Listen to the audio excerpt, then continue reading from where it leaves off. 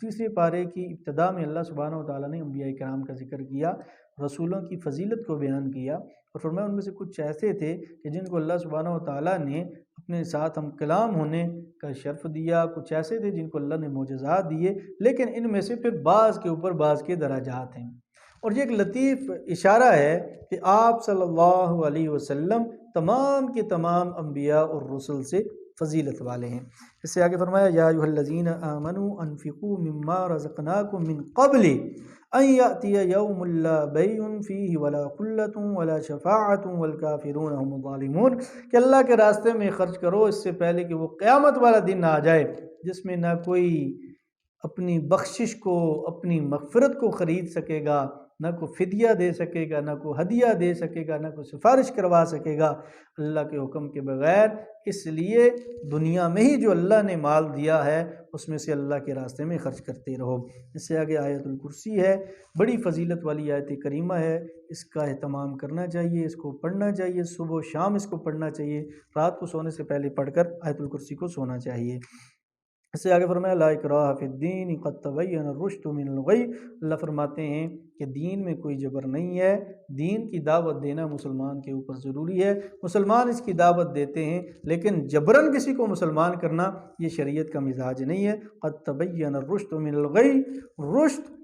یعنی ہدایت اور ضلالت، گمراہی، بدی، برائی، یہ دونوں چیزیں واضح ہو چکی ہیں۔ قرآن کریم نے حق اور باطل کو بالکل الگ الگ کر کے رکھ دیا ہے۔ اب حق کے متلاشی وہ دین اسلام سے دور نہیں رہ سکتے، جن کے مقدر میں ہی ضلالت اور گمراہی ہے وہ کبھی بھی قرآن کے قریب نہیں آ سکتے۔ اس سے آگے بالترتیب 3 آیات میں 3 واقعات بیان کیے گئے۔ جیسا کہ میں نے عرض کیا تھا کہ ان آیات میں اللہ سبحانہ و تعالیٰ نے زندگی اور موت کو ڈسکس کیا تاکہ مسلمانوں کے اندر سے ان کا یہ ایمان مضبوط ہو کہ زندگی اور موت دونوں کا مالک اللہ ہے۔ اللہ جب تک چاہتے ہیں جس انسان کو زندگی دیتے ہیں اور جس کو چاہتے ہیں اللہ سبحانہ و تعالیٰ موت دے دیتے ہیں۔ حضرت ابراہیم علیہ السلام کا واقعہ ذکر کیا سب سے پہلے کہ حضرت ابراہیم علیہ السلام وہ نمرود کے دربار میں گئے اور اسے یہ دعوت دی، یہ پیغام دیا، اذ قال ابراہیم ربی الذی یحیی و یمیت، کہ اللہ ہی وہ ذات ہے جو زندگی دینے والا ہے اور موت دینے والا ہے۔ قال انا احیی و امیت، اس نے کہا زندگی اور موت کا مالک تو میں ہوں، یہ کام تو میں بھی کر سکتا ہوں۔ اس نے کیا کیا کہ دربار میں ایک شخص بیٹھا ہوا تھا، اسے بلایا اور اسے بلانے کے بعد اس نے کہا کہ اسے قتل کر دیا جائے۔ اب اس نے کہا دیکھیں اس کی زندگی تھی، اس کو میں نے مار دیا، اور ایک وہ شخص جسے ابھی سولی لٹکایا جانا تھا اسے بلایا اور اس نے آزاد کر دیا۔ ابراہیم علیہ السلام سمجھ گئے کہ یہ بادشاہ تو ہے لیکن عقل سے خالی ہے۔ ابراہیم علیہ السلام نے دوسری بات اس سے کی، فرمایا قال ابراہیم فإن اللہ یأتی بالشمس من المشرق فأت بها من المغرب، کہ اگر تم اتنے ہی قوت والے ہو، طاقت والے ہو، میرا اللہ مشرق سے سورج کو نکالتا ہے، تم کل صبح مغرب سے سورج نکال کر دکھاؤ۔ فرمایا فبہت الذی کفر، پھر وہاں پر کفر حیران اور پریشان رہ گیا۔ اللہ نے فرمایا کہ اللہ ظالم لوگوں کو ہدایت نہیں دیتا۔ تو اس سے پتہ یہ چلا کہ زندگی اور موت کا مالک وہ اللہ کی ذات ہے۔ دوسری آیت میں دوسرا واقعہ بیان کیا گیا، بعض مفسرین کے نزدیک یہ حضرت عزیر علیہ السلام سے متعلق واقعہ بیان کیا گیا ہے کہ وہ ایک بستی کے قریب سے گزرے، قال ان یحیی ھذہ اللہ بعد موتھا، انہوں نے دیکھا ایک بستی ہے اور ملیہ میٹ ہوئی ہے، تو انہوں نے اپنے تئیں اللہ سے ایک سوال کیا ہے کہ ان کو بھی مرنے کے بعد دوبارہ زندہ اٹھایا جائے گا؟ فَأَمَاتَهُ اللَّهُ مِئَةَ عَامٍ ثُمَّ بَعَثَهُ، اللہ فرماتے ہیں کہ اللہ نے پھر اس کو موت دے دی ان کو، اور پھر 1 سال، فرمایا پھر اللہ نے ان کو موت دی، فَأَمَاتَهُ اللَّهُ مِئَةَ عَامٍ ثُمَّ بَعَثَهُ، 100 سال تک ان کو موت رہی ان کے اوپر طاری، پھر اللہ نے ان کو زندہ کیا۔ قال کم لبثت، فرمایا کتنی دیر تم اس طرح رہے؟ قال لبثت یوما او بعض یوم، فرمانے لگے 1 دن یا آدھا دن میں ایسے سویا رہا، موت کی حالت میں رہا۔ قال بل لبثت 100 عام فانظر الى طعامك وشرابك لم يتسنى، فرمایا کہ تم 100 سال تک موت کی حالت میں رہے، فانظر الى طعامك وشرابك لم يتسنى، تم اپنے کھانے پینے کی چیزوں کو دیکھو اسی طرح تر و تازہ موجود ہیں۔ انظر الى حمارك ولنجعلك آية للناس وانظر الى العظام كيف ننشزها ثم نكسوها لحما، فلما تبين له قال عالم ان اللہ علی کل شیء قدیر۔ فرمایا کھانے پینے کو دیکھو وہ تر و تازہ موجود ہے، اور اپنے وہ جو جانور تھا اس کی ہڈیاں دیکھو۔ پھر اللہ نے ان کے سامنے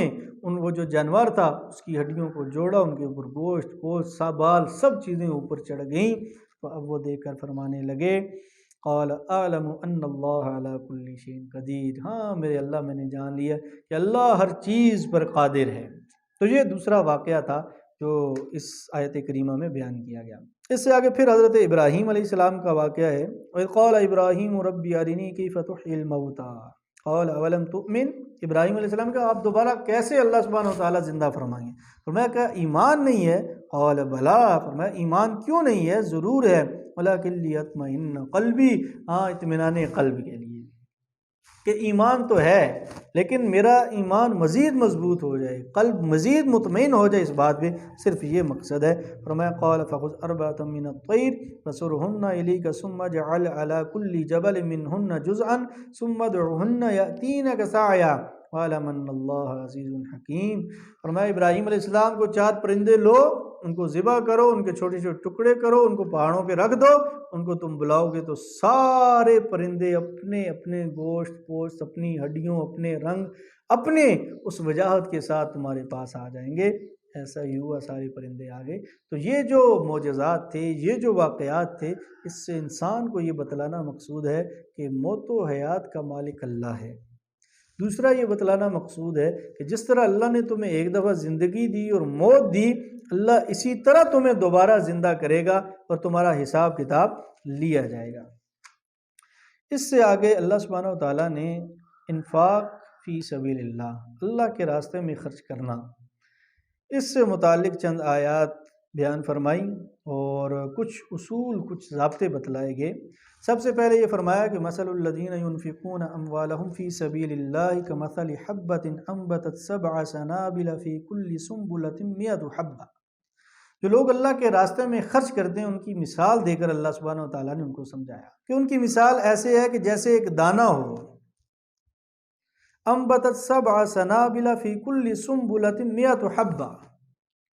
اس سے جو ہے وہ 7 بالیں نکلے ایک دانے سے، اور ہر بالی میں 100 دانے ہوں۔ آپ نے تو ایک دانہ زمین میں بویا، اس میں سے ایک سٹا ایک وہ نکلا، اور اس کی پھر 7 آگے بالیاں نکلیں، اور ہر بالی میں 100 دانے ہوں۔ اللہ کے راستے میں خرچ کرنے والے کی مثال ایسے ہی ہے کہ وہ 1 روپیہ خرچ کرتا ہے، 1 درہم، 1 دینار اللہ کے راستے میں خرچ کرتا ہے، لیکن اس کے اخلاص، اس کی جو دلی جو چاہت تھی، اللہ کی رضا تھی، اس کو دیکھتے ہوئے اللہ سبحانہ و تعالیٰ اس کو بڑھاتے بڑھاتے 700 گنا تک لے جاتے ہیں۔ یہیں پہ بس نہیں فرمایا، فرمایا واللہ یضاعف لمن یشاء، اور جن کا اخلاص اس سے بھی زیادہ ہو، اللہ 700 گنا سے بھی زیادہ ان کو اجر سے نوازتے ہیں۔ فرمایا الذین ينفقون اموالهم فی سبیل اللہ ثم لا یتبعون ما انفقوا منا ولا اذى لهم اجرهم عند ربهم۔ صدقہ دینا اور صدقے کو سنبھالنا یہ بہت مشکل کام ہے۔ فرمایا جو لوگ اللہ کے راستے میں خرچ کرتے ہیں اور پھر خرچ کرنے کے بعد وہ نہ کوئی احسان جتلاتے ہیں، نہ کوئی تکلیف دیتے ہیں، اذیت دیتے ہیں دینے والے کو، کہ آپ کے پاس کوئی مانگنے والا آیا، آپ نے اسے 1000، 2000، 50,000، لاکھ جتنی اس نے مدد چاہی آپ نے اسے دے دیا، مدد کر دی، اور پھر آپ نے 2 کام کیے کہ احسان بھی نہیں کیا اور تکلیف بھی نہیں دی، کہیں کسی کو نہیں بتایا، کسی کے سامنے اس کا تذکرہ نہیں کیا، کسی کے سامنے اس کی نظریں نہیں جھکنے دیں کہ میں نے تیری مدد کی تھی، احسان نہیں جتلایا۔ اللہ فرماتے ہیں اجرہم عند ربہم، ایسے لوگوں کا اجر اللہ کے پاس ہے۔ لیکن ہمارے زمانے میں ہم جتنا کسی کو دے دیں، جو کچھ بھی کر لیں، احسان جب تک نہ جتلائیں، اس کو تکلیف نہ دیں، ہم سے رہا نہیں جاتا۔ تو اپنی اس روش کو ذرا ہم تبدیل کریں کہ اللہ کے راستے میں خرچ ضرور کریں لیکن احسان سے بچیں، کہ احسان جتلائیں اس کے اوپر، اس کو تکلیف دینے سے ہم بچیں۔ فرمایا قول معروف ومغفرۃ خیر من صدقۃ یتبعها اذی۔ فرمایا دیکھو اگر تم نہیں بھی دیتے ہو تو کوئی بات نہیں، کہ بہترین بات مناسب طریقے سے کسی کو منع کر دینا ہے، اور مغفرت اور درگزر کر دینا۔ کیا مطلب کہ آپ کے پاس کوئی مانگنے کے لیے آیا، آپ نے بہترین طریقے سے اسے منع کر دیا، اور مغفرت یہ ہے کہ وہ بار بار آپ سے مانگی جا رہا ہے، یار دے دو دے دو، اس کے باوجود آپ درگزر کر دیتے ہیں، جھڑکتے نہیں ہیں، برا بلا نہیں کہتے۔ فرمایا خیر من صدقۃ یتبعها اذی، اس صدقے سے بہتر ہے جو دینے کے بعد تم اس کو اذیت دے دو، کہ صدقہ دیا اور پھر ساتھ اس کو اذیت بھی دی، دو چار سنا بھی دیں، باتیں بھی کر دیں، احسان بھی چلا دیا، اس سے بہتر یہ ہے کہ تم اس کو صدقہ نہ دو، لیکن اچھے طریقے کے ساتھ، اچھے اخلاق کے ساتھ اس کے ساتھ پیش آؤ۔ پتہ یہ چلا کہ صدقہ دینا اور اچھے اخلاق، یہ دونوں چیزیں شریعت میں مطلوب ہیں، کہ اخلاق کا بھی مظاہرہ کیا جائے اچھے اخلاق کے ساتھ، صدقہ بھی اچھے طریقے سے دیا جائے۔ فرمایا یا ایھا الذین آمنوا لا تبطلوا صدقاتکم بالمن والأذی، فرمایا اپنے صدقات کو احسان کے ساتھ اور دوسروں کو اذیت دینے کے ساتھ باطل نہ کر دیا کرو۔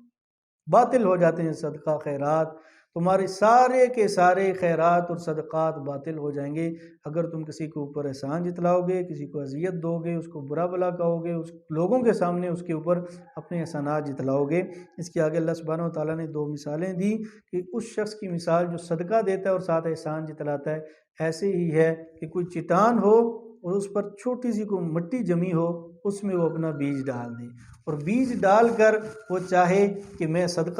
میں اس سے کچھ چیز کما لوں گا، کچھ کھا لوں گا، تو اللہ فرماتے ہیں جب بارش برسے گی اس چٹان کے اوپر سے وہ مٹی گر جائے گی، اس کا بیج ضائع چلا جائے گا۔ یہ اس شخص کی مثال ہے جو صدقہ کرتا ہے اور احسان جتلاتا ہے، اور جو صدقہ کرتا ہے اور احسان نہیں جتلاتا اس کی مثال ایسی ہے کہ وہ بیج بوتا ہے، بارش ہوتی ہے، وہ بجائے اس کے کہ چٹان سے سرک جائے، وہ بیج ضائع ہو جائے، دوہرا نفع اس اپنے کسان کو، بیج ڈالنے والے کو دیتی ہے۔ یہ مثال دی۔ اس سے آگے دوسری مثال دی، فرمایا ایود احدکم ان تکون له جنۃ من نخیل وعناب تجری من تحتها الانہار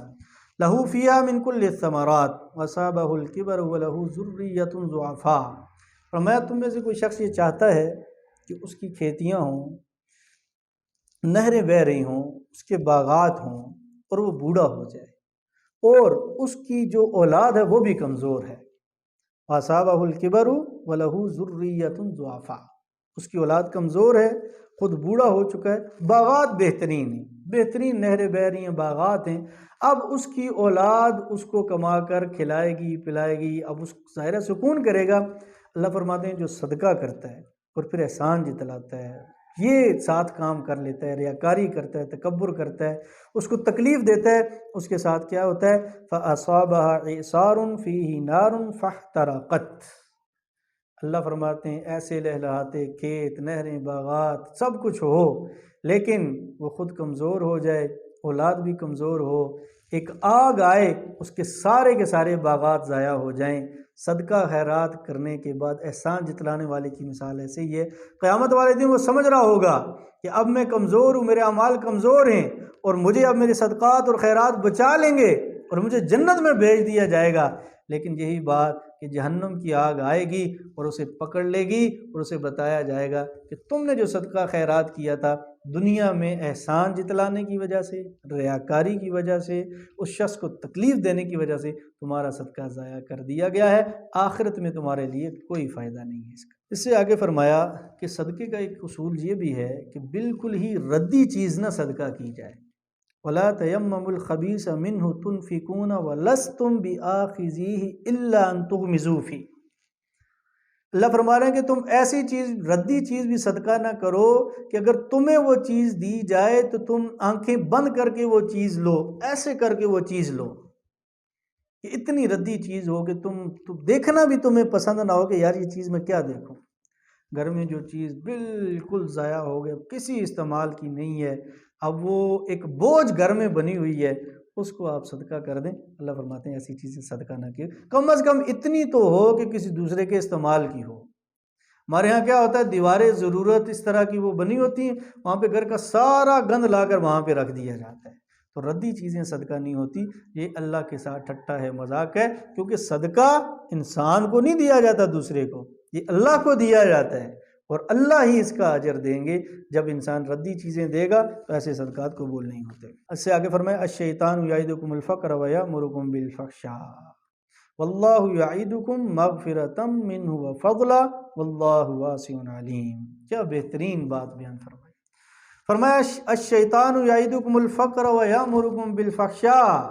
شیطان تمہارے ساتھ وعدہ کرتا ہے، شیطان وعدے کرتا ہے کہ تم صدقہ دو گے تم فقیر ہو جاؤ گے، پیسہ کم ہو جائے گا۔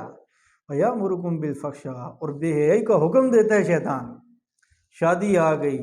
ناچ گانا، اخراجات، اسراف، ہر چیز پہ پیسہ بہا دے گا،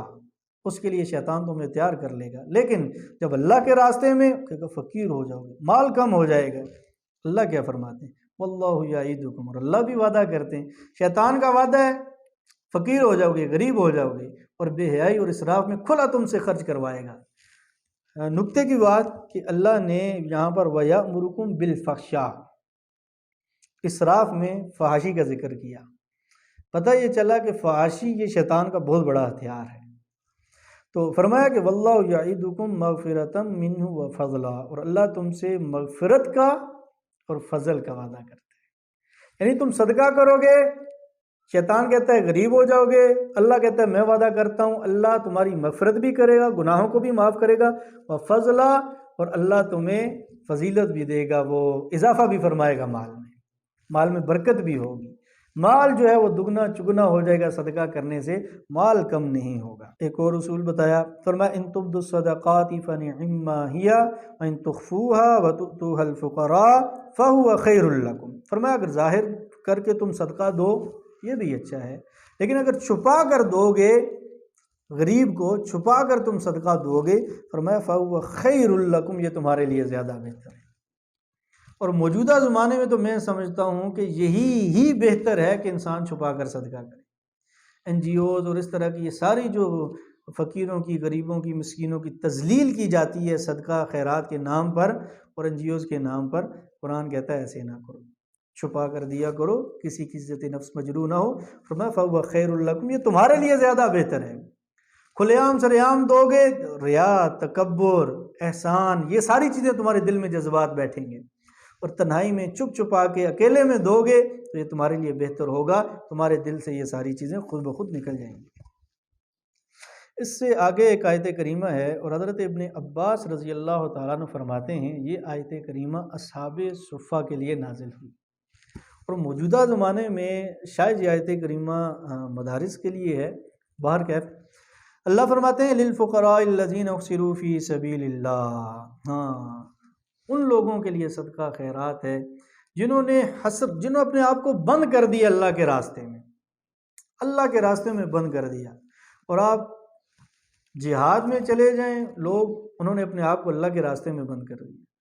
دنیا وما فیہا سے بے خبر، ان کا ایک ہی مشن ہے، ایک ہی ماٹو ہے کہ اللہ کا نظام، اللہ کا کلام، اللہ کی دی ہوئی خلافت جو انسان کو اللہ نے دی وہ کسی طریقے سے اس دنیا پہ نافذ ہو جائے۔ آپ مدارس میں چلے جائیں گے، آپ کو کئی ایسے علماء ملیں گے جن کا پڑھنے پڑھانے کے علاوہ کوئی مقصد نہیں ہے دنیا کا، صبح سے شام تک انہوں نے اپنے آپ کو اللہ کے راستے میں بند کر کے رکھ دیا۔ فرمایا لا یستطیعون ضربا فی الارض یحسبهم الجاہل اغنیاء من التعفف، فرمایا جو ان کی ترتیب ہے اللہ کے راستے میں بند ہونے کی، مشغولیت کی، اس وجہ سے وہ دنیا میں کما نہیں سکتے، مطلب اللہ نے ان کو صلاحیت دی ہے، وہ کاروبار کر سکتے ہیں، دنیا کے سارے معاملات کر سکتے ہیں، لیکن اللہ فرماتے ہیں انہوں نے اپنے آپ کو اس قابل اس کی طرف نہیں لے کر گئے دنیا کی طرف۔ یحسبهم الجاہل اغنیاء من التعفف تعرفهم بسیماہم لا يسألون الناس الحافا، فرمایا کہ جو جاہل مطلب جو لوگ ان کو جانتے نہیں ہیں وہ ان کی سفید پوشی کی وجہ سے ان کو پہچانتے نہیں ہیں، ان کو پہچان نہیں سکتے کہ یہ لوگ جو ہیں ان کی ضروریات کیا ہیں، کس طرح کے ان کے معاملات ہیں۔ فرمایا لا يسألون الناس الحافا، اور وہ لوگوں سے لپٹ لپٹ کر نہیں مانگتے۔ یہ بنیادی اللہ نے ایک صفت بیان کی، موجودہ زمانے میں دیکھ لیں جو بہت زیادہ لپٹ لپٹ کے مانگ رہے ہوں تو سمجھ جائیں کہ وہ کوئی اور معاملہ ہے۔ تو اللہ نے آپ کو اگر توفیق دی تو دیکھیں معاشرے میں ایسے لوگ کون سے ہیں جو سفید پوش ہیں، انہوں نے اپنے آپ کو اللہ کے راستے میں بند کیا ہوا ہے، اور وہ لوگوں سے مانگتے بھی نہیں ہیں، اپنی عزت نفس مجروح نہیں ہونے دیتے، اللہ پہ توکل کامل رکھے ہوئے ہیں، ایسے لوگوں کے لیے خرچ کیا کریں۔ فرمایا وما تنفقوا من خیر فإن اللہ بہ علیم، جو لوگ اللہ کے راستے میں خیر کی چیزیں خرچ کرتے ہیں، جو عمل کرتے ہیں، جو نیکی کرتے ہیں، اللہ خوب جاننے والا ہے۔ اب یہاں پر چونکہ صدقے کا ذکر تھا، خیرات کا ذکر تھا، اللہ کے راستے میں خرچ کرنے کا ذکر تھا، تو یہیں پہ پھر اللہ سبحانہ وتعالیٰ نے سود کو بھی بیان فرمایا۔ سود اور صدقہ دونوں بالکل متضاد چیزیں ہیں کہ آپ کسی کو قرض دیتے ہیں اور اس کو کہتے ہیں کہ یہ تم نے ایک تو یہ مجھے واپس کرنا ہے اور ساتھ تم نے مجھے سود بھی واپس کرنا ہے۔ صدقے میں یہ ہے کہ آپ کسی انسان کو کوئی چیز دیتے ہیں اور آپ سود کا مطالبہ کیا کریں، آپ اس سے جو چیز دے رہے ہیں اس کا بھی دوبارہ مطالبہ نہیں کرتے۔ تو یہ بالکل اپوزٹ چیزیں ہیں، تو اللہ سبحانہ وتعالیٰ نے دونوں کو بیان کر دیا۔ صدقے کی یہ مدات ہیں، یہ لوگ ہیں، یوں دینا چاہیے، یوں نہیں کرنا چاہیے، اور اس سے آگے فرمایا کہ سود، کسی کو قرض دو تو پھر سود نہ لیا کرو، سود بہت بری چیز ہے۔ الذین یأکلون الربا لا یقومون الا کما یقوم الذی یتخبطہ الشیطان من المس۔ فرمایا قیامت والے دن سود خور ایسے ہوں گے جیسے شیطان نے ان کو مس کر لیا،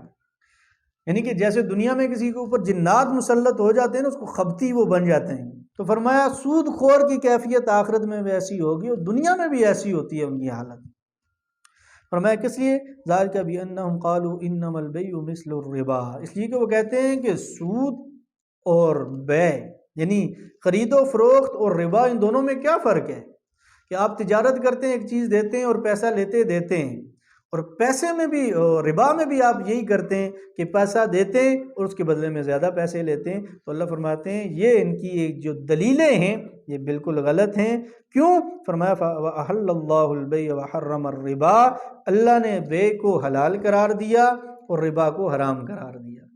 دیکھیں ایک اصول یہ بھی بتا دیا اللہ سبحانہ وتعالیٰ نے کہ تم میرے احکامات میں علت اور اس طرح کی چیزیں نہ تلاش کیا کرو،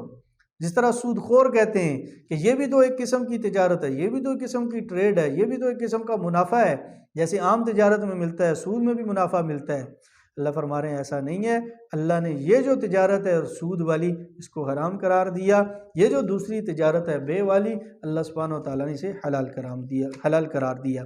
فرمایا یمحق اللہ الربا ویربی الصدقات واللہ لا یحب کل کفار نسیم۔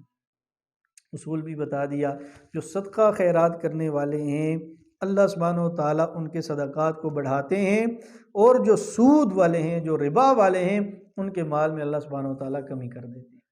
ان میں زیادتی بھی ہو مال میں بظاہر، لیکن اللہ سبحانہ و تعالیٰ ان سے سکون اور چین چھین لیتے ہیں۔ سے آگے فرمایا ایمان والو جو تمہارے سود کے معاملات ہیں ان کو ختم کر دو، اب تم لوگوں نے سود نہیں لینا۔ فَإِن لَّمْ تَفْعَلُوا فَأْذَنُوا بِحَرْبٍ مِّنَ اللَّهِ وَرَسُولِهِ۔ فرمایا جو اب سود کا معاملہ اب بھی کرے گا، جب اللہ نے حرام قرار دے دیا سود کو، فرمایا پھر سمجھ لو کہ اس نے اللہ اور اس کے رسول سے جنگ شروع کر دی۔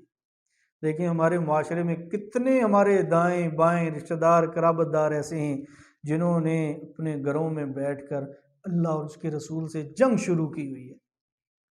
سود کھا رہے ہیں، سود کے معاملات کر رہے ہیں، سودی لین دین کرتے ہیں، سود کھاتے ہیں، لوگوں کو کھلاتے ہیں۔ اللہ سبحانہ و تعالیٰ اس سے ہمیں بچنے کی توفیق عطا فرمائے۔ اس سے آگے ایک آیت کریمہ ہے جو قرآن کریم کی سب سے لمبی آیت کریمہ ہے، اور اس میں لین دین کے جو معاملات ہیں ان کے کچھ اصول بیان کیے گئے کہ جب لین دین کا معاملہ ہو تو اس میں تم لوگ اس چیز کو لکھ لیا کرو۔ اب دیکھیں کہ لین دین کے معاملات کو قرآن کریم نے کتنی اہمیت دی کہ قرآن کریم کے سب سے بڑی آیت کریمہ یہی ہے جس میں اللہ سبحانہ و تعالیٰ نے یہ اصول بیان فرمائے کہ جب تمہارا کسی سے لین دین کا معاملہ ہو تو اس کو لکھ لیا کرو، کتابت کر لیا کرو۔ فرمایا ایسی جگہ ہو جہاں پہ تمہارا لکھنے والا کو معاملہ اس طرح کا نہ بن سکے، یا تم کہیں سفر پہ ہو تو رہن دے کر بھی کچھ چیز تم لے سکتے ہو، اس طرح کا معاملہ کر سکتے ہو۔ ایک اور اصول بتایا کہ گواہ بھی ساتھ رکھ لیا کرو۔ فرمایا کہ اگر دو گواہ نہ ہوں تو ایک مرد اور دو عورتیں بھی گواہ بن سکتی ہیں۔ اس سے آگے سورہ بقرہ کا آخری رکوع ہے۔ فرمایا للہ ما فی السماوات وما فی الارض ان تبدوا ما فی انفسکم او تخفوہ یحاسبکم بہ اللہ فیغفر لمن یشاء ویعذب من یشاء واللہ علی کل شیء قدیر۔ زمین و آسمان میں جو کچھ بھی ہے وہ اللہ کے لیے ہے، اور جو کچھ تم ظاہر کرتے ہو اور جو چھپاتے ہو وہ سب کا سب اللہ جاننے والا ہے، اللہ اس کا محاسبہ کرنے والا ہے۔ فرمایا فیغفر لمن یشاء، اللہ جسے چاہتا ہے معاف کر دیتا ہے، ویعذب من یشاء، اور اللہ جسے چاہتا ہے عذاب دیتا ہے۔ اللہ ہمیں اپنے عذاب سے بچنے کی توفیق عطا فرمائے، ایسے کام کرنے کی توفیق عطا فرمائے کہ اللہ کی مغفرت ہماری طرف متوجہ ہو، نہ کہ اللہ کا عذاب ہماری طرف متوجہ ہو۔ فرمایا لا یکلف اللہ نفسا الا وسعها،